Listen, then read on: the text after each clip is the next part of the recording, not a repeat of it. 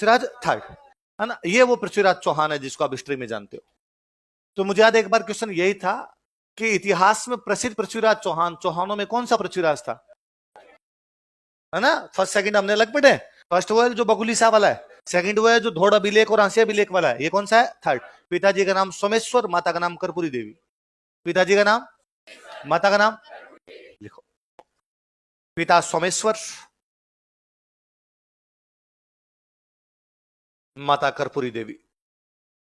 11 वर्ष की उम्र में राजा बन गया था। पिताजी की जल्दी डेथ हो गई, कितने वर्ष की उम्र में बन गया, देख लो। यह है 11 वर्ष की उम्र में राजा बना था। He became king in age of 11 years. जब भी राजा छोटी उम्र के बनते तो कोई ना कोई उनके संरक्षक या संरक्षिका बनाई जाती। कर्पूर देवी ने कहा मैं संभाल लूंगी, तो संरक्षिका कौन बनी, लिख लो, संरक्षिका गार्जियन। जैसे विक्रमादित्य की कौन थी, कर्मावती, वैसे पृथ्वीराज की कौन बन गई, कर्पूरी देवी। अब भाई कर्पूरी देवी भी कैसे संभालेगी, तो कहा भाई सोमेश्वर के टाइम के जो बड़े बड़े मंत्री थे उन्होंने कहा भाई आप तो जब तक बेटा बड़ा नहीं हो जाए थोड़े दिन देख लो, बाकी शासन हम संभालेंगे। तो कुछ मंत्री थे जिनके सहयोग से संभालती। तो मंत्री कौन कौन थे, लिखो, मिनिस्टर्स, मंत्री।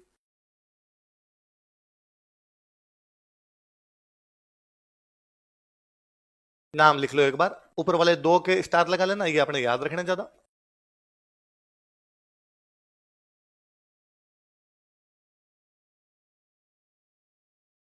क्या क्या नाम बताओ, देखिए, कैमास, भुवनमल, स्कंद, वामन और सौड। क्या क्या नाम दोहरा था, कैमास, भुवनमल, स्कंद, वामन।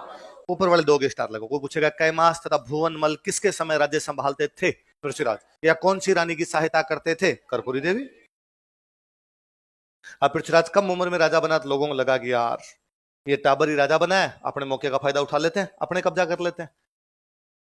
कुछ लोग घर में थे जो इसको हटाना चाहते हैं, कुछ लोग इसके राज्य में है जो इसको हटाना चाहते हैं, कुछ इसके पड़ोसी हैं जो इसको हराना चाहते हैं, कुछ विदेशी हैं जो कब्जा करना चाहते हैं। मतलब चारों तरफ से संकटों में घिरा हुआ है। कहां कहां से संकट आ सकते हैं, घर में कौन संकट दे सकता है। आप देखो कल मैंने एक चार्ट बनाया था, उस चार्ट में मैंने सबके नाम के आगे नंबर लगाए, नागार्जुन को छोड़ गया। नागार्जुन के नाम के आगे कोई नंबर, मतलब नागार्जुन उनमें से राजा नहीं बना, बाकी सब राजा बने। नागार्जुन किसका बेटा है, विघराज चतुर्थ का। किसका बेटा है, विघराज चतुर्थ का। एक और बेटा जो बना तो था पर उसको हटा दिया गया था, अपर गंगे। कौन था, तो नागार्जुन ने अपर गंगे को कहा कि भैया यार इस गुजरात से सोमेश्वर को लेके आगे इसको राजा बना दिया, अब ये सोमेश्वर मर गया तो इसका बेटा कौन बन गया, पृथ्वीराज। अपना नंबर कब आएगा, तो अपर गंगे ने कहा मेरा नंबर तो एक बार आ गया था और पार पड़ी, अब नागार्जुन तुम संघर्ष करो मैं तुम्हारे। तो दोनों भाई मिलके विद्रोह करते हैं। कौन कौन से दोनों भाई, नागार्जुन और अपर गंगे। कौन कौन, नागार्जुन और अपर गंगे। और नागार्जुन ने कहा कि भाई मैं राजा हूं और मेरी राजधानी है गुरुग्राम। राजधानी कौन सी है, गुड़गांव, है ना। गुरु द्रोणाचार्य का गांव था, तो किसी टाइम नाम तो इसका गुरुग्राम ही था। गुरुग्राम गुरुग्राम गुरुग्राम गुरुग्राम, गुरु पूरा ने गुरुग्राम गुरुग्राम गुरुग्राम करते करते गुड़गांव गुड़गांव गुड़गांव गुड़गांव करते करते क्या करके गुड़गांव करके फिर वापस सरकार ने चेंज किया, गुड़गांव नहीं है, गुड़ थोड़ी मिलता था, यहाँ पे गुरु जी रहते थे इसलिए नाम क्या था। तो नागार्जुन ने अपनी राजधानी किसको बनाई थी, तो कोई पूछेगा कौन से दो चचेरे भाइयों ने विद्रोह किया था, अपना केंद्र किसको बना के। पृथ्वीराज गया, इसने दोनों को भगा भगा के पीटा और वापस वहां पर क्या कर लिया, कब्जा। पर भाइयों ने विद्रोह तो किया, देखो अपने चचेरे भाइयों नागार्जुन तथा अपर गंगे के विद्रोह को दबाया था। He suppressed revolt of his cousins Nagarjun and upper Gange. Change करके लिख लो, नागार्जुन ने गुरुग्राम को अपना केंद्र बना लिया था। Nagarjun made Gurugram as its centre.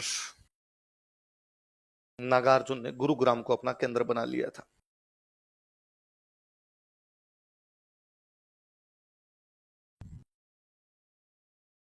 Gurugram को अपना क्या बना लिया था, केंद्र। तो घर में जो चैलेंज मिला वो तो खत्म किया, घर के बाद कहां चैलेंज मिल रहा है इसको, राज्य।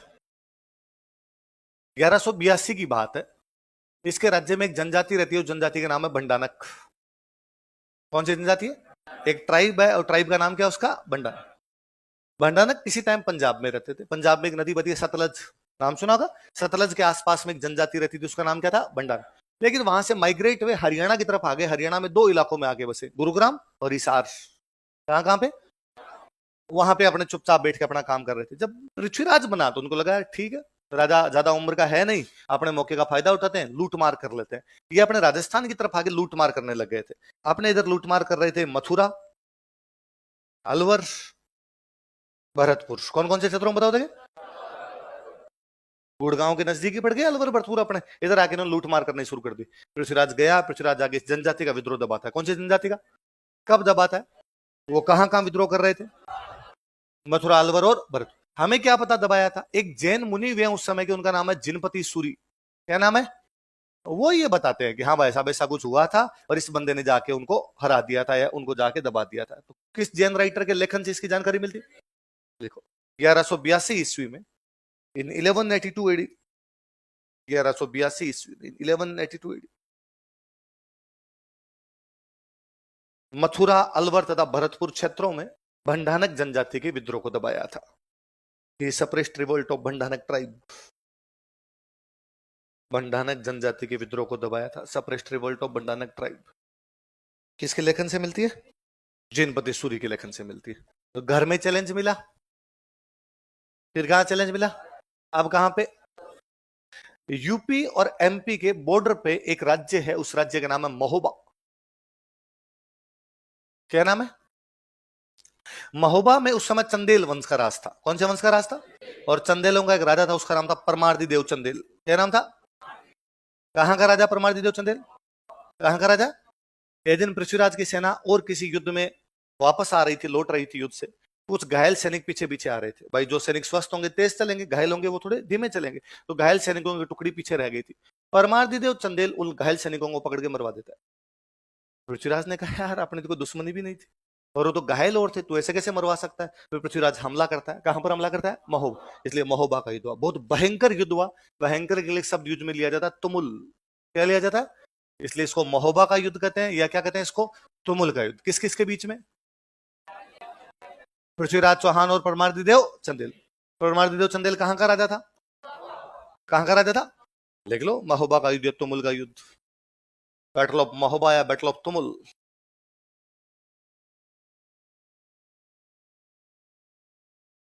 लिख लिया? देख लो कारण, क्या कारण था युद्ध का। लिखो, परमार्दी देव चंदेल ने पृथ्वीराज चौहान के घायल सैनिकों को मरवा दिया था। Paramardi Dev Chandel got murdered injured soldiers of Prithviraj Chauhan. Paramardi Dev Chandel ने पृथ्वीराज के घायल सैनिकों को मरवा दिया था। Paramardi Dev Chandel got murdered injured soldiers of Prithviraj. युद्ध हुआ, युद्ध के अंदर पृथ्वीराज ने परमार्दी देव चंदेल को हरा दिया। लिख लो, कारण हो गया, अलग से लाइन चेंज करके लिखो।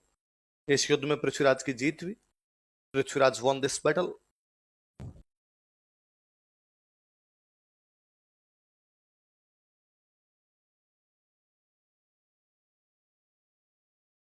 पृथ्वीराज का एक सेनापति था, उसका नाम था पंजवन राय। क्या नाम था? पंजवन राय। पंजवन राय को महोबा का प्रशासक बना दिया। प्रशासक समझ गए? जैसे अपने पढ़ते हैं उलूग खान को सौंप दिया, खिजर खान को सौंप दिया, वैसे महोबा किसको सौंप दिया गया? देख लो, इसने पंजवन राय को महोबा का प्रशासक बनाया। He appointed Panjavan Rai as administrator of Mahoba. ये अपने आमेर का था यहाँ का। इसका मतलब तब आमेर वाले चौहानों को टैक्स देते होंगे, तो आमेर वाले लड़ने के लिए गए होंगे, ये वहां पर छोड़ के आ गया होगा उसको। इसने पंजवन राय को महोबा का प्रशासक बनाया था। कहां का प्रशासक बना दिया था? हमें ये याद नहीं रखना कि किसके बीच युद्ध हुआ था, ये भी याद नहीं रहे तो कोई दिक्कत नहीं कि कौन जीत गया, किसको प्रशासक बनाया गया। इससे भी ज्यादा महत्वपूर्ण बात यह है कि इस युद्ध में परमार्दी देव चंदेल के दो सेनापति थे, आल्हा और उदल। क्या क्या नाम था? लिखो, परमार्दी देव चंदेल के सेनापति, कमांडर्स ऑफ परमार्दी देव चंदेल। परमार्दी देव चंदेल के सेनापति, कमांडर्स ऑफ परमार्दी देव चंदेल। क्या क्या नाम है? आल्हा और उदल। कहते हैं कि आल्हा और उदल परमार्दी देव चंदेल के सेनापति थे, लेकिन परमार्दी देव चंदेल से किसी भी बात पर दोनों की नाराजगी हो गई थी, दोनों नाराज हो गए थे। इसलिए परमार्दी देव चंदेल का महोबा छोड़कर दोनों कन्नौज चले गए थे। कहां चले गए? कन्नौज चले गए। जब पृथ्वीराज चौहान ने महोबा पर आक्रमण किया तो परमार्दी देव चंदेल को लगा अकेले पार नहीं पड़ेगी, अच्छे सेनापतियों की आवश्यकता है। उसके अच्छे सेनापति कौन थे? लेकिन वो उससे नाराज होकर कहां चले गए थे? तो वो मैसेज करता है इनके पास कि आल्हा और उदल, सॉरी जो हमारे बीच हुआ उसके लिए मैं आपसे माफी मांगता हूं। पुनः एक बार मातृभूमि को तुम्हारी आवश्यकता है, लौट के आओ, महोबा की रक्षा करो, पृथ्वीराज के खिलाफ लड़ो। आला उदल ने मना कर दिया। आला उदल ने कहा मरने दे रहे, अपना क्या लेना है, थोड़े दिन पहले लिचड़ अपने से लड़ रहा था, अब अगले को जरूरत पड़ी है तब अपने को बुला रहा है, वरना तो अपने कोई भी पूछ वहां पर। आला उदल ने कहा भाई नहीं आ रहे। ये बात आला उदल की माता को पता चलती है कि महोबा पर आक्रमण होने वाला है, लेकिन आला और उदल को बुलाया गया, फिर भी वो जा। आला उदल की माता उन्हें बुलाती और बुला के कहती है कि यह समय आपस के मतभेदों को भुलाने का है। यह है समय आपस में लड़ने का नहीं, यह समय दुश्मन को जवाब देने का है। जब तुम्हारी मातृभूमि पर, तुम्हारी जो जन्मभूमि है, वहां पर दुश्मन अटैक कर रहा है, तो तुम्हारा ये कर्तव्य बनता है कि तुम जाओ, तुम्हारे राजा का साथ दो, तुम्हारी मातृभूमि की रक्षा करो। उनका माता तुम्हारी सारी बात सही है, पर वो परमादित्य चंदेल भी तो हमारा दुश्मन ही है, उसने हमें निकाल दिया था, उसकी सहायता करने के लिए क्यों जाए? उसने वापस कहा। एक बार कौरवों को दुश्मनों ने पकड़ लिया। किसको? दुश्मनों ने पकड़। कुंती पांडवों को कहती है कि जाओ कौरवों को बचा कर लाओ। भीम थोड़े गुस्सेल थे। भीम ने कहा, माता कुंती, इतनी भोली भी मत बना करो। ये कौरव डेली वो तरीके देखते रहते हैं कि हमें कैसे मारा जाए, वो तरीके अपनाते हैं। कभी आग में जलाने का प्रयास करते हैं, कभी पानी में डुबोने का प्रयास करते हैं, कभी युद्ध में मारने का प्रयास करते हैं, कभी सोते हुए मारने का प्रयास करते हैं। और तुम कहती हो कि कौरवों को हम बचा कर लाएं, अच्छा है दुश्मन मार दे और ही ठीक रहेगा। कुंती ने कहा, नहीं भीम, जब तुम आपस में लड़ते हो तो कौरव 100 है और तुम 5 हो, पर जब कोई तीसरा लड़ता है तुम 105 हो। तुम कितने हो? इसलिए जब भी तीसरी शक्ति आपसे लड़ती हो, तब आपस के अंदर कभी भी लड़ना। और ये अब तक अपने मान्य सिद्धांत है। इसलिए गांव में जब भी भाई भाई लड़ते हैं, कोई छुड़वाने नहीं जाता कि इनका क्या भरोसा, एक हो गए तो आपस में लड़ रहे। और कई बार होता है कोई तीसरा पंचायती करने आता हो, भाई कहते भाई साहब रवाना हो, तेरे कुटेंगे हम पकड़ के, हमारी लड़ाई है, तू कौन है इसके अंदर पंचायती करने वाला? तो जब भी तीसरे पक्ष से लड़ाई हो, तब हमेशा आपस के मतभेदों को भुला देना। मुझे कई बार लगता है कि हम पुरानी कहानियों से या तो सीखते नहीं है या आंखें बंद कर लेते हैं। इसलिए अब भी जब कभी चीन के साथ अपने डिस्प्यूट होते हैं, पाकिस्तान के साथ अपने डिस्प्यूट होते हैं, अपने देश के अंदर ही कोई मजे ले लेता है। मजा आ गया, चीन ने कब्जा कर लिया, खुश क्यों होना है? हो सकता है किसी सरकार से आपकी बनती नहीं, हो सकता है किसी पार्टी से आपकी बनती नहीं, हो सकता है किसी मुख्यमंत्री प्रधानमंत्री से आपकी बनती, पर जब तीसरे के साथ मामला है, तब हम आपस में नहीं लड़ेंगे। जब वो तीसरा चला जाएगा, तब इनकी धज्जियां उड़ा देंगे हम। इसी प्रधानमंत्री को, इसी पार्टी को, इसी सरकार को हम नाको चने चबवाएंगे। हम इसके खिलाफ जितना गलत बोलना उतना गलत बोलेंगे, जो जो कमियां वो उजागर करेंगे, डेली इनके खिलाफ बोलेंगे हम। और जब तीसरा लड़ रहा है, तब आपस के मतभेद सामने आने नहीं चाहिए ना। तो इस बात का हमेशा ध्यान रखना है। अलाउद्दीन वाली कहानियां ये सिखाती है। और कभी आप नोटिस करना, इतिहास बहुत कुछ सिखाता है। हमने सेनापतियों के नाम याद किए, गोरा और बादल, युद्ध हार गए थे वो, है ना। नहीं पता रतन सिंह कैसे लड़े, क्या लड़े, अलाउद्दीन खिलजी को लोग जाने नहीं जाने, गोरा बादल के गीत गाए जाते हैं। हम जेता कुंपा को याद करते हैं, मर गए थे वो। हम अलाउद्दीन को याद करते हैं जबकि हार गए थे। हमारी संस्कृति ने उन लोगों को याद नहीं किया जो विजेता है, हमने उनको अधिक महत्व दिया जिन्होंने संघर्ष किया। जब आप लड़ोगे तभी तो पढ़ोगे।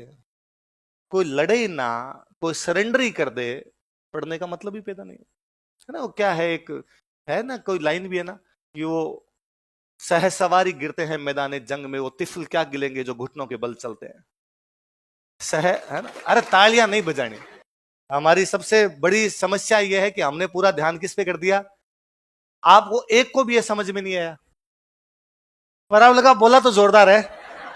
आपका जो बोलने का तरीका था, और तरीका हो भी नहीं, आप सर हो, आपने बोला है, इतना तो कम से कम बनता है, तालियां तो बजा ही सकते हैं आपके लिए। सह सवारी गिरेंगे मैदान जंग में, कि मैदान के जंग में वही गिरेगा जो घोड़े पर बैठा है। वो तिफल क्या गिरेंगे जो घुटनों के बल चलते हैं। जो घुटनों के बल ही चल रहा है, उसके गिरने की कोई संभावना है ना। तो हमेशा संघर्ष ज्यादा जरूरी है। आप जब लड़ते नहीं हो, आप आरएस का पेपर दोगे तभी तो फेल होगे। सबके साथ इनके पंगे चल ही रहे थे, तो चालुक्यों के साथ लड़ाई चल रही। इन दिनों जो चालुक्यों का राजा था, उसका नाम था भीम सेकंड। क्या नाम था? भीम सेकंड चाहता कि उसके साम्राज्य का विस्तार हो, पृथ्वीराज चाहता उसके साम्राज्य का विस्तार हो। इसलिए इन दोनों के बीच में लड़ाई होती है, नागौर का युद्ध। कौन सा युद्ध होता है? लिखो, नागौर का युद्ध, बैटल ऑफ नागौर।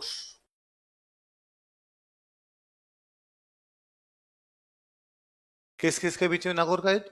पृथ्वीराज और भीम सेकंड चालुक्य। कहां का राजा भीम सेकंड चालुक्य? गुजरात। युद्ध के कारण कॉजेज ऑफ बैटल।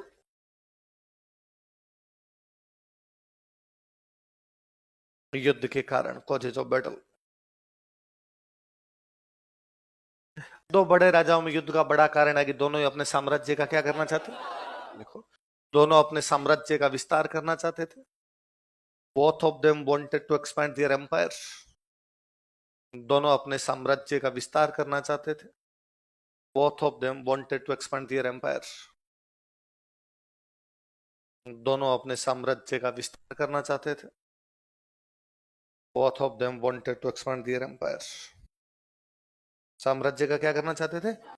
हम ये भी कह सकते हैं चौहानों और चालुक्यों में लंबे समय से दुश्मनी चली आ रही थी। देखो, एक कारण ये हुआ था, आबू है आबू, आबू में परमार वंश था। कौन सा वंश था? कौन सा वंश था? और यह परमार वंश की एक राजकुमारी थी, उसका नाम था इच्छिनी देवी। क्या नाम था? इन दोनों की इच्छा थी इसे विवाह कर ले। किस किसकी इच्छा थी? पृथ्वीराज और किससे शादी करने की इच्छा थी? और इच्छा पूरी हुई पृथ्वीराज की। भीम इस बात पे नाराज था। देखो, दोनों आबू की परमार राजकुमारी इच्छिनी देवी से विवाह करना चाहते थे। Both of them wanted to marry Abu's Parmar princess Ichchhini Devi, लेकिन उसका विवाह पृथ्वीराज के साथ हुआ। तो भीम इस बात से भी नाराज चल रहा था। युद्ध हुआ, उसकी सेनाएं आगे। नाडोल है, नाडोल अपना नाडोल लगभग बाउंड्री थी। गुजरात वालों की बाउंड्री नाडोल तक लगती थी, पृथ्वीराज की बाउंड्री नाडोल तक लगती थी। वहां से वो नाडोल से आगे बढ़ा, नागौर की तरफ आ गया। यहाँ लड़ाई में पृथ्वीराज लगभग जीतने वाला था, तभी उस भीम का एक सेनापति आता। उस सेनापति का नाम था जगदेव प्रतिहार। क्या नाम था? वो आया और उसने आका, क्या लड़ रहे हो यार, अब छोड़ो, लड़ाई बंद कर दो। तो चलते युद्ध के बीच में संधि करवाने के लिए जो बंदा आया था, उस बंदे का नाम क्या था? किसकी तरफ से आया जगदेव प्रतिहार? भीम से। भाई जो हार रहा होता संधि का प्रस्ताव लेके, तो उसी की तरफ से आएंगे। लाइन चेंज करके लिखो, कारण हो गए, अलग से लाइन लिखो। जगदेव प्रतिहार ने इन दोनों के बीच समझौता करवा दिया था। इन दोनों के बीच क्या करवा दिया था? किस किस के बीच में लड़ाई है? पृथ्वीराज और भीम सेकंड। पृथ्वीराज कौन से वंश का? चौहान। और भीम सेकंड कौन से वंश का? कौन सी राजकुमारी के लिए? वो कौन से वंश की? समझौता कौन करवा रहा है?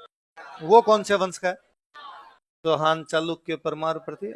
पूरा अग्निकुंड उपस्थित है। वैसे लड़ाई किस किस के बीच में? चौहानों और चालुक्यों। किसके चक्कर में? परमारों। समझौता कौन करवा रहा है? याद रह जाएंगे। तो पड़ोसियों में लड़ाई चल रही है, एक तो महोबा वालों से लड़ाई चल रही है, एक किसे चल रही है? गुजरात। अब एक लड़ाई चल रही है यूपी में। यूपी में एक जगह पड़ती है कन्नौज। कौन सी जगह? और कन्नौज में देखो, मैंने एक वंश बताया था, गहडवाल बताया था। और गहडवालों का एक राजा इन दिनों बना हुआ था, जयचंद। क्या नाम था? तो जयचंद के पृथ्वीराज के बीच में नहीं बन रही। पृथ्वीराज कौन से वंश का है? चौहान। जयचंद कौन से वंश का है? गहडवाल। लिखो, नया हेडिंग डालो, चौहान गहडवाल विवाद, चौहान गहडवाल डिस्प्यूट, चौहान गहडवाल विवाद, चौहान गहडवाल डिस्प्यूट। किस किस के बीच में होगा? चौहानों का तो कौन है? पृथ्वीराज। उधर गहडवालों की तरफ से कौन है? जयचंद। और जयचंद कहां का राजा था? कन्नौज। कन्नौज कहां पड़ता है? यूपी। अब क्यों कोई विवाद था इनके बीच? देखो, विवाद के कारण, कॉजेज ऑफ डिस्प्यूट, विवाद के कारण, विवाद के कारण, कॉजेज ऑफ डिस्प्यूट। एक कारण तो यह था कि चौहानों ने दिल्ली पर कब्जा कर रखा था। विगराज के बाद में दिल्ली किसके पास में थी? चौहानों।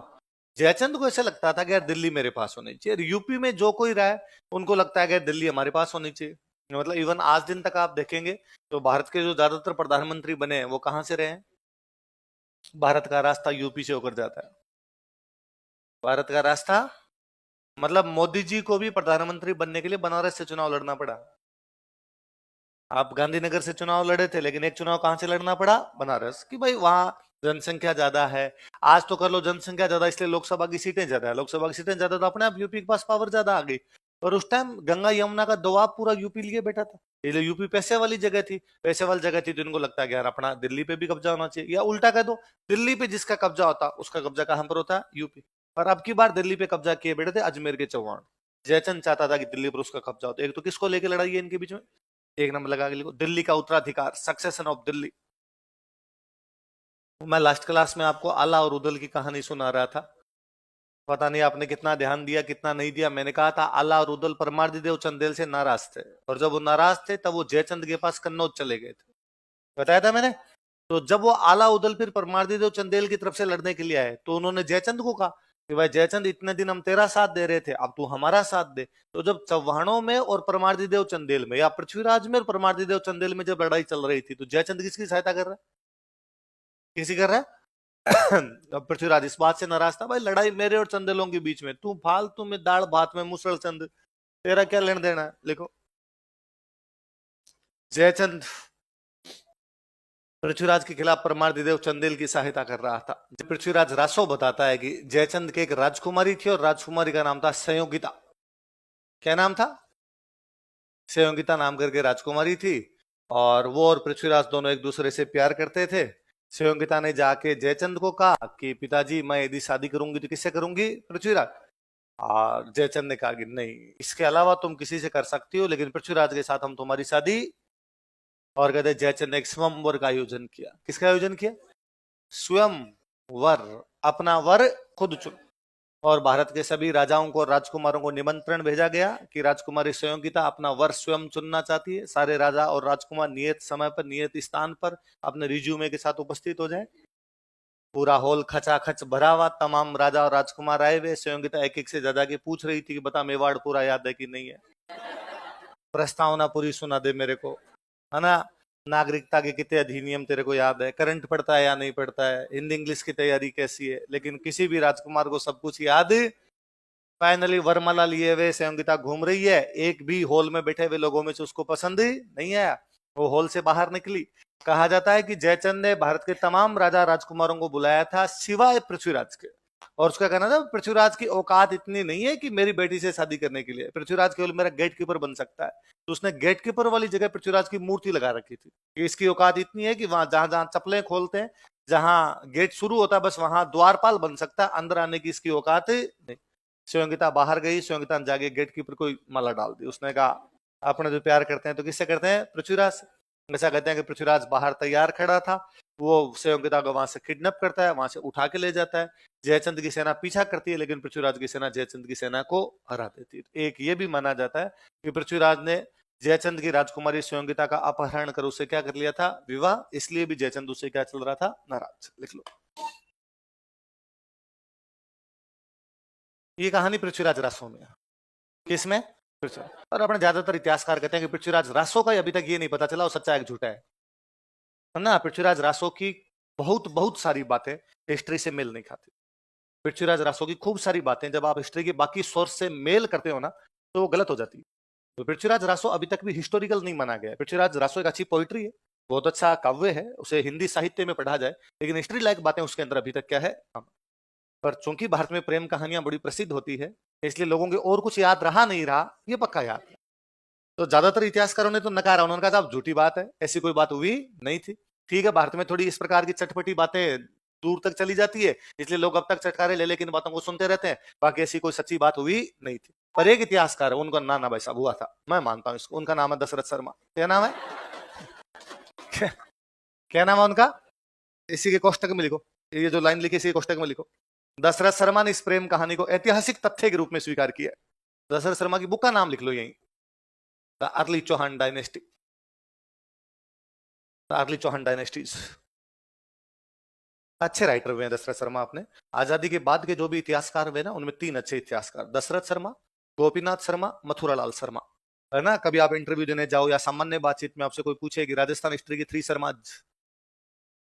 ऑफ राजस्थान हिस्ट्री कौन कौन है, तो कौन कौन है? दशरथ शर्मा, गोपीनाथ शर्मा, मथुरालाल शर्मा ना। आजादी की बात, आजादी से ठीक पहले अपनी सबसे अच्छी हिस्ट्री को लिख के गए थे, तो वो लिखे गए थे गौरी शंकर हीराचंद ओझा। कौन लिखे गए? पहली बार पूरे राजस्थान की हिस्ट्री को एक साथ लिख रहा था वो था कर्नल जेम्स टोड। कौन था? पहली बार पूरे राजस्थान की हिस्ट्री एक साथ कौन लिखे गया? Colonel James Tod. तो उसकी हिस्ट्री में खूब सारी गलतियां हैं, स्वाभाविक बात है, विदेश का आदमी था, हमारी भाषा को भी ढंग से समझता नहीं था, हमारी कल्चर को भी नहीं जानता था। तो जितना जैसा जो लोगों ने बताया, पढ़ा, सुना, उसके आधार पर उसने हिस्ट्री लिखी। हम इस बात के लिए उसकी ग्रेटफुल है, उसको थैंक यू बोलते हैं कि उसने पहली बार इतना बड़ा प्रयास किया कि पूरे राजस्थान की हिस्ट्री को एक साथ लाने का प्रयास किया। तो वो बंदा था कर्नल जेम्स टोड। उसकी हिस्ट्री में जो गलतियां थी उनको सही करके, कुछ नई बातें जोड़ के हिस्ट्री को सही करने का प्रयास किया था गौरी शंकर हीराचंद। दुर्भाग्य है हमारा कि जिस साल देश आजाद हुआ था, देश आजाद होता अगस्त में, अप्रैल में ओझा जी की डेथ हो गई थी। पहले ही ओझा जी की डेथ हो गई थी। तो ओझा जी की डेथ के बाद में राजस्थान हिस्ट्री का जो काम ओझा जी शुरू करके गए थे उतना तीव्र गति से नहीं हो पाया, लेकिन फिर भी उसके अंदर नई बातें जोड़ने का या उन पुरानी बातों को किसी को सही करने का काम किया। वो थे दशरथ शर्मा, गोपीनाथ शर्मा, मथुरालाल शर्मा। तो दशरथ शर्मा की एक बुक है, उसका नाम क्या? द अर्ली चौहान डायनेस्टी, इसका नाम है। और उन्होंने कहा है कि पृथ्वीराज और संयोगिता की प्रेम कहानी झूठी नहीं है। क्या है? तो कौन सा इतिहासकार स्वीकार करता है? कौन सी बुक में स्वीकार करता है? दार्ली चौहान डायनेस्टी। पृथ्वीराज को अपने घर में पंगे चल रहे हैं, किससे? नागार्जुन अपर गांगे। राज्य में पंगा चल रहा है, किससे? भंडानक। पड़ोसियों में पंगा चल रहा है, किससे? महोबा, गुजरात, कन्नौज। महोबा का राजा कौन है? परमादिदेव चंदेल। गुजरात का राजा कौन है? भीम सेकंड चालुक्य। और कन्नौज का राजा कौन है? जयचंद। कौन है? जयचंद, जो कि कौन से वंश का? गहड़वा। कौन से वंश का? महोबा वाले कौन से वंश के? चंदेल। कौन से हैं? चंदेल। गुजरात वाले कौन से वंश के? और कन्नौज वाले कौन से वंश के? पड़ोसियों से चल ही रही थी। इन्हीं दिनों विदेशी आक्रमण को हो रहे थे। चौहान हम पढ़ रहे हैं, लगातार गजनी से लड़ रहे हैं। किससे लड़ रहे हैं? इस बार फिर गजनी की तरफ से एक बंदा आक्रमण करने जा रहा है, उसका नाम है मोहम्मद गौरी। क्या नाम है? मोहम्मद गौरी। उधर गजनी की तरफ से आगे बढ़ता है। गजनी अफगानिस्तान के अंदर पड़ता है, वो पाकिस्तान वाला पंजाब क्रॉस करता है, अपने वाले पंजाब में आता है। अपने वाले पंजाब में अभी अपने पास एक जगह, उसका नाम है बठिंडा। नाम सुना है? उस समय बठिंडा को बोला करते तबर हिंद। क्या बोलते? उसने तबर हिंद पर आके कब्जा कर लिया। जब गौरी ने तबर हिंद पे कब्जा किया तो पृथ्वीराज ने पूछा उससे, पृथ्वीराज दिल्ली का राजा है, दिल्ली उसके अधीन है। उन्होंने जब किधर? तो इधर कैसे आ सकता है? ये हमारा है। इस बात को लेकर दोनों को तनातनी भी। उधर से गौरी बठिंडा से आगे बढ़ता है, इधर से पृथ्वीराज दिल्ली से आगे बढ़ता है। आप पंजाब से आगे आओगे तो हरियाणा, आप दिल्ली से आगे आओगे तो भी हरियाणा। हरियाणा में एक जगह पड़ती है तराइन। कौन सी जगह? और वहां पर इन दोनों के बीच में तराइन का पहला युद्ध होता है 1191 में। कब होता है? लिखो, तराइन का पहला युद्ध। तराइन कहां पड़ता है? The first battle of टेरिन।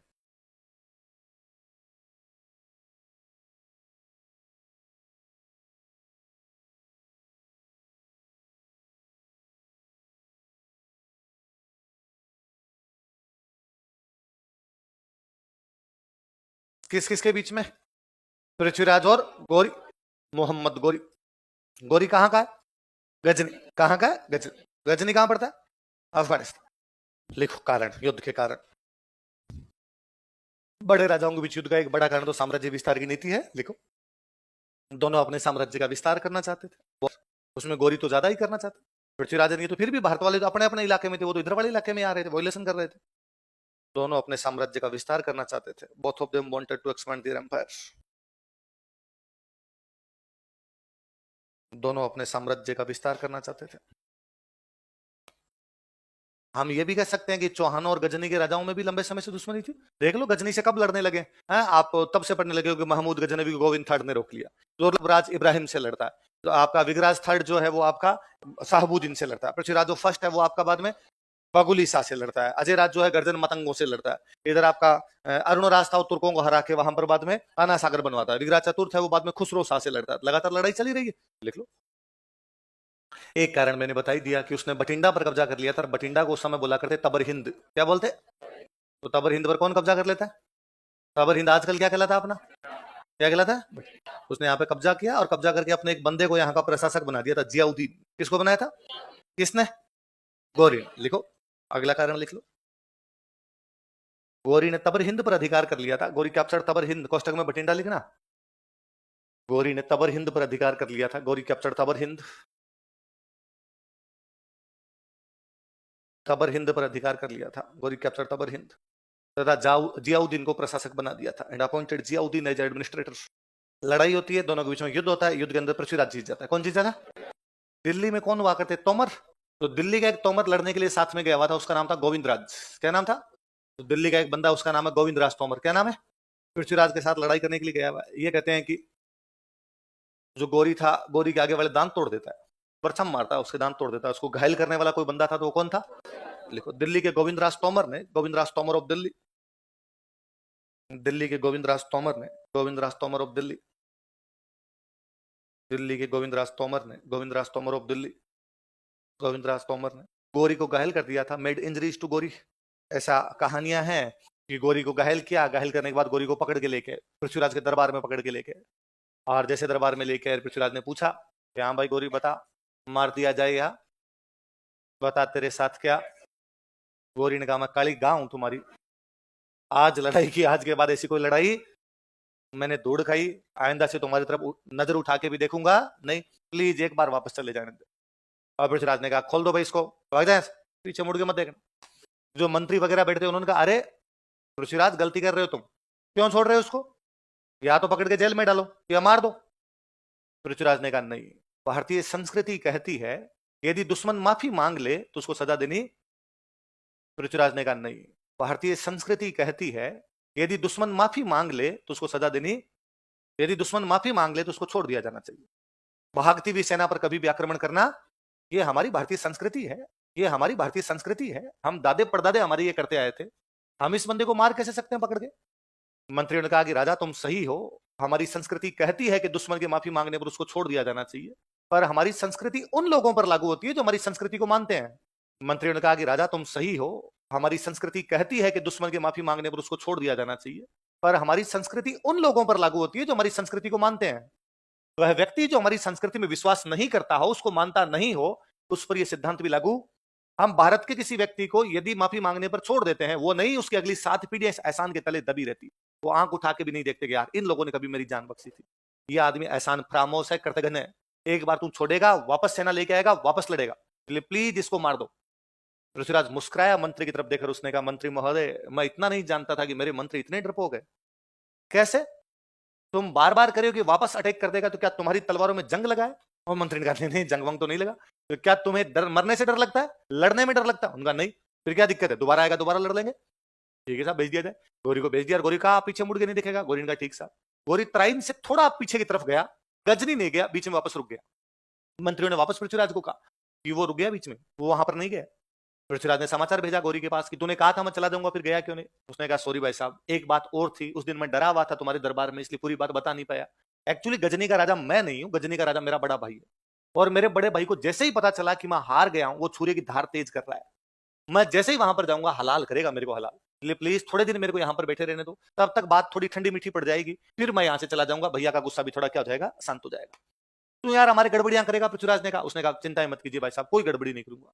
अब गोरी थोड़ा सा तराइन से हटके बैठा है। पृथ्वीराज को फिर भी लगा क्या पता ये गड़बड़ी करे, तो पृथ्वीराज अपनी सेना लेके गोरी के सामने जाके बैठ गया एहतियातन, यदि कुछ करे तो अपने रोक लेंगे इसको।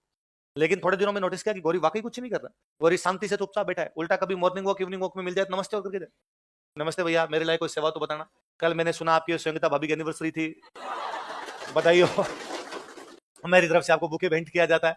और पृथ्वीराज लगा ठीक ही मामला है, बंदा ज्यादा तंग अपने को करे नहीं रहा। तो पृथ्वीराज ने अपने सेनापतियों को वापस भेजना शुरू किया।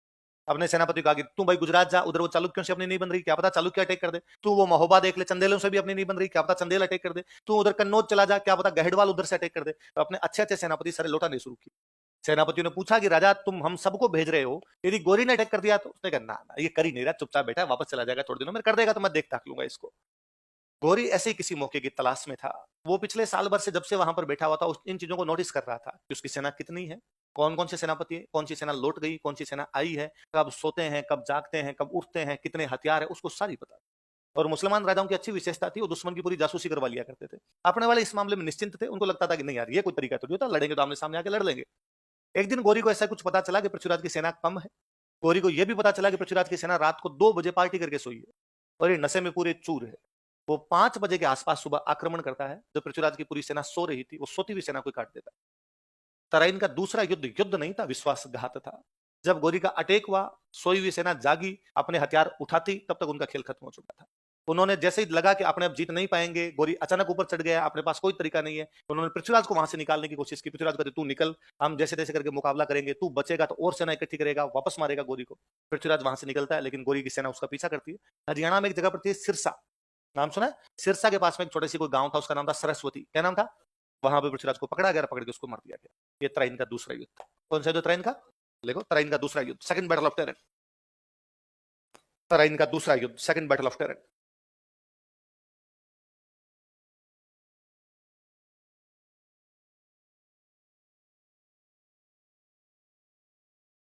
अगले ही साल है ना, 1191 की जगह बस 92 लिख लो, बाकी तो सेम ही लिखना है। इस युद्ध में गोरी की जीत हुई, गोरी वन दिस बैटल। पृथ्वीराज को सिरसा के पास सरस्वती नामक स्थान से गिरफ्तार किया गया था। Prithviraj was arrested at place नाम सरस्वती नियर सिरसा, तथा उसे मार दिया गया एंड वाज किल्ड हिम। तथा उसे मार दिया गया and was killed him, and was killed, लिख लो, तथा उसे मार दिया गया एंड वाज किल्ड। मारने के पीछे 2 कहानियां हैं। एक कहानी जो तुर्कों का एक राइटर सुनाता है, उस राइटर का नाम था हसन निजामी। क्या नाम था? गोरी के टाइम का, उस टाइम का एक इतिहासकार है, इतिहासकार का नाम क्या है उसका? और हसन निजामी एक बुक लिखता है, इस बुक का नाम था ताज उल मासिर। क्या नाम था बुक का? ताज उल मासिर। किसकी बुक है ताज उल मासिर? क्या नाम बुक का? क्या नाम है? ताज उल मासिर किसकी बुक है? हसन निजामी अपनी इस ताज उल मासिर में लिखता है कि हमने पृथ्वीराज को पकड़ा, पकड़ने के बाद उन्हें सरेंडर कर दिया। सरेंडर कर दिया तो हमने उसको वापस अजमेर का राजा बना दिया। तो उसने हमारी अधीनता स्वीकार की, तुर्कों की अधीनता स्वीकार की, गौरी की अधीनता स्वीकार की, हमने उसको कहां का राजा बना दिया, अजमेर। लेकिन थोड़े दिन बाद वो वापस हमारे खिलाफ विद्रोह करता है, इस बार हमने पकड़ के मार दिया। कुल मिला के हिसन निजामी इस बात को प्रूव करना चाहता है कि पृथ्वीराज ने कुछ दिनों तक गौरी के अधीन राज किया था। ऐसा कौन सा राइटर कहता है? बुक का नाम लिख लो, हसन निजामी की पुस्तक, बुक ऑफ हसन निजामी। क्या नाम है बुक का बताओ? ताज उल मासिर। क्या नाम बुक का? ताज उल मासिर। ताज उल मासिर किसकी बुक है? हसन निजामी की। एक तो ये तुर्कों की तरफ से कहानी है, फारसी भाषा में लिखी गई पुस्तक ताजुल मासिर, जिसमें हसन निजामी कहता है कि हमने यहाँ पकड़ा था, पकड़ने के बाद उसने हमारी अधीनता स्वीकार की, हमने उसको अजमेर का राजा बनाया, थोड़े समय बाद उसने हमारी अधीनता मानने से मना कर दिया, उसने हमारे खिलाफ विद्रोह किया, इस बार हमने वापस पकड़ा और पकड़ के उसको मार दिया। एक कहानी तो ये। एक कहानी सुनाता चंद्रबरदाई। कौन सुनाता है? चंद्रबरदाई कहता है कि पकड़ा और पकड़ के यहां से गजनी ले गए। कहां पे लेके? और गजनी ले जाके उसकी दोनों आंखें निकाल दी। गजनी ले जाके उसकी दोनों आंखें निकाल दी और उसको जेल में डाल दिया गया। वहां पर चंद्रबरदाई कहता है कि पृथ्वीराज मेरा बहुत अच्छा दोस्त था, मैं उसके पीछे पीछे गया, जेल में जाकर मिला, मुझे पता चला उसकी दोनों आंखें निकल चुकी, अंधा है वो। मैं गया गौरी के पास और मैंने गौरी को जाकर कहा, क्या रे सुल्तान, एक हमने तेरे को पकड़ा था और तूने माफी मांगी तो हमने तेरे को छोड़ दिया, एक तूने हमारे राजा को पकड़ा जेल में डाल देता यार, लेकिन तूने तो आंखें निकाल। सुल्तान मुस्कुराया और उसने कहा कि भारत की संस्कृति कहती है कि दुश्मन के साथ अच्छा बर्ताव करना चाहिए, हमारी नहीं कहती। हमारी कहती है कि आंखें निकाल ली जानी चाहिए, और हमारी तो कहती है उसके बाद मार दिया जाना चाहिए, हम मारेंगे। चंद्रबरदाई कहता है मैंने पृथ्वीराज गौरी को कहा कि तुम भले ही उसको मार दो, लेकिन भले ही तुमने उसकी आंखें निकाल दी, लेकिन हमारे राजा के पास एक अद्वितीय शक्ति है। क्या? कि हमारा राजा शब्द भेदी बाण चलाना जानता है। कौन से बाण? आवाज पे तीर चलाते। सुल्तान ने कहा मैं मिला सुबह से, ऐसी मजाक नहीं करते यार, किसी बंदे के आंखें नहीं है, उसको दिखता नहीं है, और तू कहता है कि वो उस जगह पे निशाना लगा देगा जहां से आवाज आती है, उसको क्या पता कहां से आवाज आई। चंद्रबरदाई ने कहा कि तू भारतीय संस्कृति को ढंग से कहां जानता है। चंद्रबरदाई ने कहा गौरी, शब्द भेदी बाण ना होता तो महाराज दशरथ को वनवास ना जाना पड़ता, यदि वनवास ना जाते तो मां सीता का हरण नहीं होता, रामायण नहीं होती। हमारी पूरी रामायण इस चक्कर में है क्योंकि राजा दशरथ को क्या चलाना आता था। और गौरी ने कहा यदि ऐसा सच में होता है तो सुल्तान कारनामा देखना पसंद करेगा। अगले दिन एक बड़ा मंच लगाया गया, उस मंच पे सुल्तान आकर बैठा, इधर सामने पृथ्वीराज को खड़ा किया गया, सामने घंटी बांधी गई कि जैसे घंटी पे टन की आवाज आएगी पृथ्वीराज वहां पर तीर मारेगा और शब्द भेदी बाण वहां पर मार देगा जहां से घंटी की आवाज आई है। चंद्रबरदाई कहता है कि मैं वहीं खड़ा था और मैंने पृथ्वीराज को कहा कि पृथ्वीराज अपने आवाज पर तीर चलाने की कोई आवश्यकता नहीं है, अपने घंटी पर तीर चलाने की कोई आवश्यकता नहीं है, गौरी बेटा है तेरे साइड के अंदर, सल्टा दे इसको आज। पृथ्वीराज ने पुनः कहा कि चंद्रबरदाई मुझे नहीं पता कि गौरी कितनी दूरी पर बैठा है, बिना दूरी के मैं तीर कैसे चला सकता हूं। चंद्रबरदाई कहता है मैंने कहा उसको कि 4 बांस 24 गज अंगुलष्ट प्रमाण ताऊ पर सुल्तान अरे मत चुके चौहान। 4 बांस जितनी दूरी 24 गज, गज होता है गज फुट अपने नापते हैं, 4 बांस नाप ले फिर 24 गज अंगुलष्ट प्रमाण, उसके ऊपर 8 अंगुलियां, ताऊ पर सुल्तान है, उतनी दूर पर सुल्तान बैठा है, मत चुके चौहान, चौहान चूक मत जाना, सल्टा दे आज। और चौहान नहीं चुका, उसने तीर मारा और गौरी को मार दिया। चंद्रबरदाई कहता है कि जैसे गौरी मरा, गौरी के सैनिक हम पर झपटे, लेकिन मैंने और पृथ्वीराज ने दोनों ने एक दूसरे को मार दिया था। फिर ये कहानी सुनाई किसने? एक मूवी देखना कभी, पायरेट्स ऑफ द कैरिबियन, है ना, जैक स्पैरो। जैक स्पैरो तो कहता पायरेट्स ऑफ द कैरिबियन के चंगुल में जो कोई फंसता है वो कभी जिंदा बचकर वापस नहीं आ पाता है। और जैक स्पैरो कहता फिर ये कहानियां सुनाता कौन है, ये बताता कौन है कि पायरेट्स ऑफ द कैरिबियन ये करते हैं वो करते हैं। हम हालांकि इसका उत्तर देते हैं, हम कहते हैं कि चंद्रबरदाई के बेटे हुए थे जलहण। कौन हुए थे? और हम कहते हैं इस कहानी को किसने पूरा किया था? जलहण। हम ये कहानी जलहण बताते हैं। पर पुनः मैं उसी बात पर आता हूं जो थोड़ी देर पहले कह रहा था कि पृथ्वीराज रासो हिस्ट्री है या नहीं अभी तक पता। एक गंभीर लोचा है पृथ्वीराज रासो में। मेवाड़ में महाराणा वे राज सिंह जी, मेवाड़ महाराणा राज सिंह जी ने एक झील बनाई राजसमंद। राजसमंद झील के पास उन्होंने एक बहुत बड़ा संस्कृत का अभिलेख लगवाया जिसको हम कहते हैं राज प्रशस्ति, जो कि 1676 ईस्वी की तब की है। जब महाराणा राज सिंह जी राज प्रशस्ति लिखवा रहे थे तब उन्होंने अपने कुछ दूत राजस्थान में भिन्न भिन्न इलाकों में भेजे कि जाओ उन क्षेत्रों की हिस्ट्री लेके आओ। कि मेवाड़ का इतिहास लिखने के लिए बाकियों का इतिहास भी तो पता होना चाहिए। क्या पता बूंदी की हिस्ट्री में मेवाड़ की कोई बात हो, क्या पता जोधपुर की हिस्ट्री में मेवाड़ की कोई 2 बातें मिल जाए जो अपने वाली हिस्ट्री में नहीं है। मेवाड़ मारवाड़ वालों ने लिखा होगा भाई मेवाड़ वालों ने अटैक किया था, हमने उसको हरा दिया था, ये बात मेवाड़ वालों ने नहीं लिखी, लेकिन किसने लिखी? मारवाड़ वालों ने। तो तमाम जगह की हिस्ट्री लेके आओ। जब उनका कोई एक दूत अजमेर पहुंचा तो उसके पास एक बंदा है, उस बंदे ने आके कहा मेरे पास अजमेर का इतिहास। कौन सा? उसने कहा पृथ्वीराज रासो है मेरे पास। कौन सा पृथ्वीराज रासो? उसने कहा जो चंद्रबरदाई लिखा था। कौन चंद्रबरदाई? तो पृथ्वीराज के दरबार में। पृथ्वीराज रासो की पहली जानकारी राज प्रशस्ति के समय मिलती है। कब मिलती है? पृथ्वीराज 1192 के अंदर किस्सा खत्म है, 1676 में जाके आप बुक पढ़ रहे हो, 400-500 साल बाद, तब तक कई नमक मिर्च लगे होंगे। इसलिए इतने गंभीर लोचे आ गए इस बुक के अंदर कि आपस में उलझ के रह जाती है बुक, और बाकी जो हिस्टोरिकल फैक्ट है उनसे मैच नहीं कर पाती। ये बुक ये कहती है कि पृथ्वीराज की जो मम्मी थी वो दिल्ली की राजकुमारी थी। कहां की राजकुमारी थी? क्योंकि बाकी सब कहते हैं कि नहीं वो कलचुरी थी और त्रिपुरी की थी, कर्पूरी देवी नाम था उसका। जबकि वो नाम ही अलग बताता है उसका, वो उसका जगह भी अलग बताता है, उसके पिता का नाम अलग बताता है, इसलिए खूब सारी बातें आपस में रोड़ा रप्पा हो गई। इसलिए अभी तक हम उस बात को सत्य मानते नहीं, पर फिर भी ये दो बड़ी बड़ी बातें की जाती है। हसन निजामी कहता है यहीं पकड़कर अजमेर का राजा बनाया, थोड़े टाइम बाद बगावत की, फिर पकड़ के मार दिया। चंद बरदाई कहता ने गजनी लेके गए थे, पहले आंखें निकाली थी, फिर उसको वहां पर हम दोनों ने एक दूसरे को मार दिया था। अपना न्यूट्रल सा ये है इसके अंदर कि यहां से पकड़ के लेके गए वो गजनी, आंखें निकालियों के बाद मार दिया। और तुर्कों में एक साधारण सा काम हुआ करता था, दुश्मन को पकड़ के लाया करते थे, बीच में खड़ा करके बाटे मार मार के मार दिया करते थे। ऐसा उन्होंने कुछ किया होगा, बहुत क्रूर सी मौत उधर दे दी होगी उन्होंने। तो ये तराइन के दो युद्ध, तराइन का पहला युद्ध और तराइन का अपना, जब आप हिस्ट्री पढ़ते हैं तो अपना सवाल दूसरा है। अपना सवाल यह है कि तराइन युद्ध में पृथ्वीराज क्यों हार गया था, कैसे मृत्यु हुई, ये बहुत अलग विषय है। कोई अपने से कभी ये सवाल नहीं पूछेगा कि पृथ्वीराज की मृत्यु का सचित्र वर्णन कीजिए, पर अपने से यह पूछेंगे कि तराइन युद्ध में पृथ्वीराज क्यों हार गया था। देखो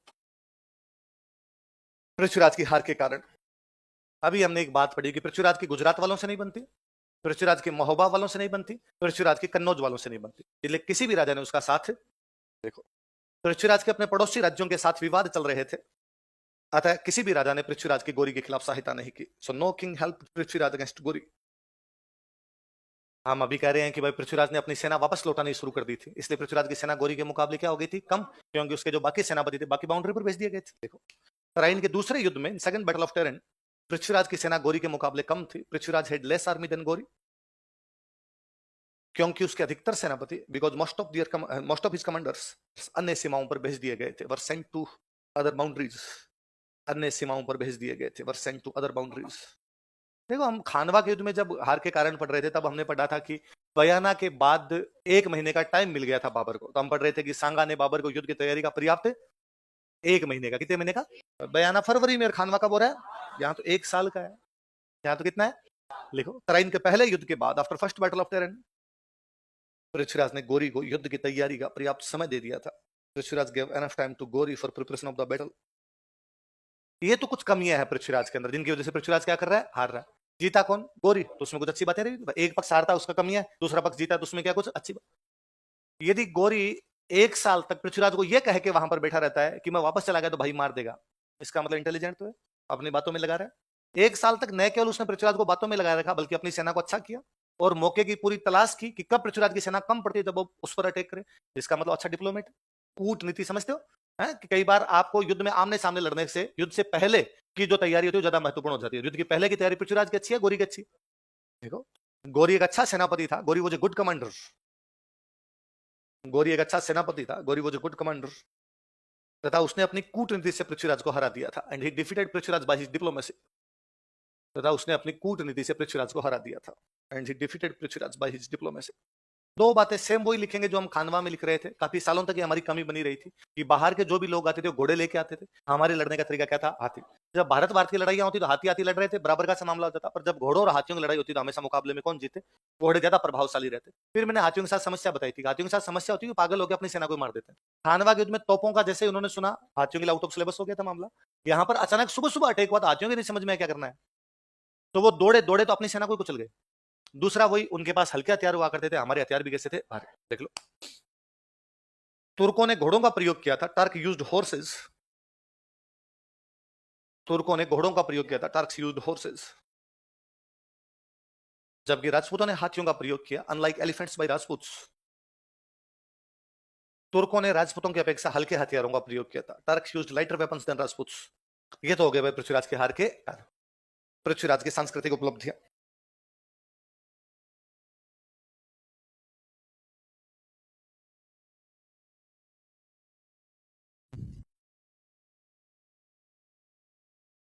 एक नया डिपार्टमेंट बनाया, उस डिपार्टमेंट का नाम था कला व संस्कृति विभाग। कौन सा विभाग बनाया, तो पृथ्वीराज ने एक डिपार्टमेंट बनाया आर्ट एंड कल्चर का, और इसके जो मंत्री थे उन मंत्री का नाम था पद्मनाभ। क्या नाम था, लिखो, कला व संस्कृति विभाग की स्थापना की, he set up art and culture department. कला व संस्कृति विभाग की स्थापना की, he set up art and culture department. मंत्री लिख लो पद्मनाभ।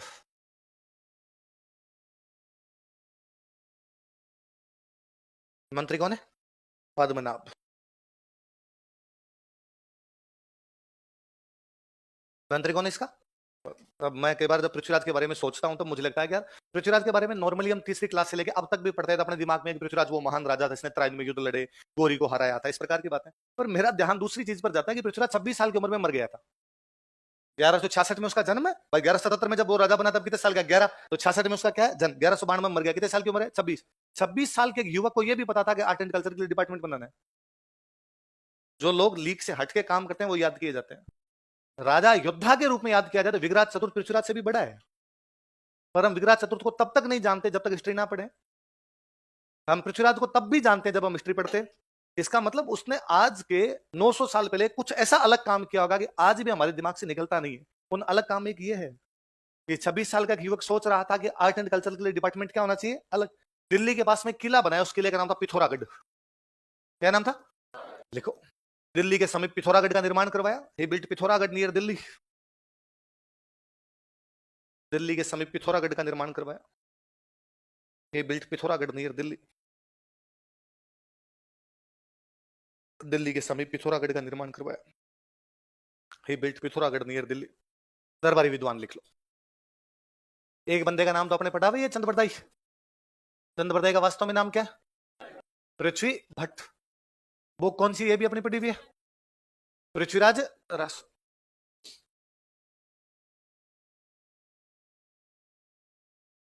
अगले बंदे की स्टार लगा के लिखना, जयानक। और इस जयानक की वो फेमस किताब है जो आप लगातार पढ़ते आ रहे हैं, पृथ्वीराज विजय। कश्मीरी ब्राह्मण था, इसने ये शानदार किताब लिखी। तो पृथ्वीराज रासो और पृथ्वीराज विजय दोनों में से यदि कोई हिस्ट्री के लिहाज से अच्छी बुक मानी जाती है तो वो कौन सी मानी जाती है, पृथ्वीराज विजय ज्यादा अच्छी मानी जाती है। 3-4 विद्वान और थे जिनकी किताबों का हमें नहीं पता, पर इसके दरबार में थे तो याद रखना।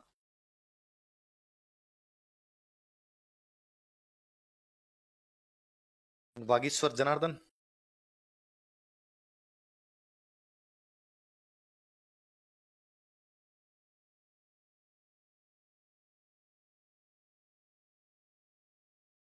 विद्यापति गौड़,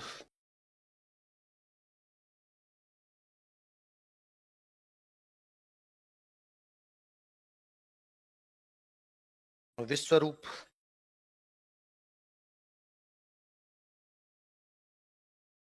और आसाधर। है ना, एक बार किसी एग्जाम का क्वेश्चन है, तीनों चारों नाम एक साथ देखे और फिर पूछा किसके दरबार में थे, तो किसके दरबार में थे, पृथ्वीराज। क्या क्या नाम बताओ देखे, वागीश्वर जनार्दन, विद्यापति गौड़, विश्वरूप और आसाधर। चंद्रबरदाई ने कौन सी बुक लिखी, पृथ्वीराज रासो। जयानक ने कौन सी बुक लिखी, तो बहुत अच्छी किताब है, खूब सारी बातें बताती है। पर जयानक वाली पृथ्वीराज विजय में एक समस्या है कि पृथ्वीराज विजय 1191 पे जाके समाप्त हो जाती है। कहां पे जाके समाप्त हो जाती है, 1191 में त्राइन का पहला युद्ध हुआ, पृथ्वीराज जीत गया, हैप्पी एंडिंग। ये त्राइन के दूसरे युद्ध के बारे में लिखता ही नहीं है। यदि ये त्राइन के दूसरे युद्ध के बारे में लिखता तो हमें ज्यादा सच्चाई पता होती कि पृथ्वीराज की मृत्यु कैसे हुई थी। तब ये ऐसा माना जाता है कि शायद पृथ्वीराज को यहां से पकड़ के ले गए तो बहुत बुरा मरा होगा उन्होंने, इसलिए जयानक लिखना ही नहीं चाहता। वो अपने हीरो के बारे में कोई भी बुरी बात करना तो उसके जीव ही नहीं मान रहा। ये कुछ वैसा ही है जैसे एमएस धोनी वाली मूवी है। एमएस धोनी वाली मूवी आई थी 2016 में, कब आई थी, एंड होती है 2011 पर। 2011 में धोनी वर्ल्ड कप जीतता है, बस वो लास्ट सीन है उसका। ये उधर धोनी बैटिंग कर रहा है, रवि शास्त्री की कमेंट्री सुनाई देती है, ये धोनी छक्का मारता है, Dhoni finishes in his style, party begins in the वो ड्रेसिंग रूम, बस इतना ही आता है। उसके बाद मूवी क्या हो जाती है, समाप्त। 2011 से 2016 के बीच का धोनी की कोई भी जानकारी इस मूवी में, क्योंकि धोनी रन नहीं बनाए, इसलिए मूवी वाला भी धोनी के बारे में वो बातें बताना, हैप्पी एंडिंग करो यार, जीत गए बस खत्म। तो जयानक भी वहां पे ले जाके छोड़ देता है। देखो पृथ्वीराज की उपाधियां, टाइटल्स ऑफ पृथ्वीराज। कौन सा किला बनाया, अभी किला लिखा हमने, पिथौरागढ़, इसलिए उपाधि राय पिथौरा। क्या उपाधि है, राय। पिथौरा का राय, राय मतलब राजा। एक उपाधि है दल पुंगल। दल का मतलब होता है सेना, पुंगल का मतलब जीतने वाला। जैसे हम पढ़ते दल थंबन, जैसे हमने एक पढ़ा होगा विजय कटकातु, तो कटक कटक का मतलब सेना, दल का मतलब भी सेना। दल पुंगल सेना जीतने वाला, एक प्रकार से सेनाओं का विजेता, युद्ध का विजेता। तो दो उपाधि क्या क्या बताओ देखे, राय पिथौरा और दल। पानी वानी पिया हुआ।